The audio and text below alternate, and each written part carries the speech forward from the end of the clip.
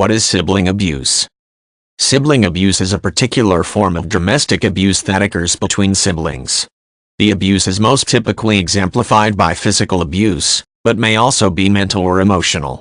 These abusive relationships are usually between one older, bigger, and stronger sibling and a younger, more vulnerable victim. The term sibling abuse generally refers to abuse between children, but some situations that involve abusive acts by an adult sibling may also be categorized in the same manner. The responsibility for sibling abuse between children is usually traced back to the parents, generally for a lack of effective oversight of their children. Domestic abuse is typically defined as physical abuse, placing another in fear of serious physical harm, or causing the same to engage in sexual relations through coercion by a member of the same household. Sibling abuse is a particular type of domestic abuse that stems from very particular circumstances. A parent may misinterpret abuse simply as roughhousing or playful activities since he or she likely expects the type of behavior from his or her children.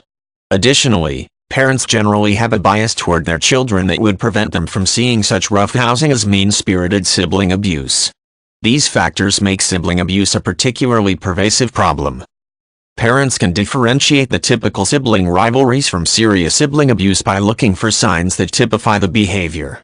If one child constantly avoids his or her sibling and expresses serious concern as to the actions of the aggressor sibling, then he or she may be a victim of sibling abuse. In the event that one sibling is abusing the other sexually, the victim child may act out in an inappropriately sexual manner. Certain environmental factors may cultivate an abusive sibling relationship. For example, parents who play favorites with their children or often make comparisons between them may be a factor in leading to an abusive relationship between the siblings. Additionally, if children are exposed to violence by their parents, then they are more likely to act out in a violent manner to those who are closest to them. While the above factors are important, there is really only one practical and effective way to prevent sibling abuse, and that is proper oversight by the parents.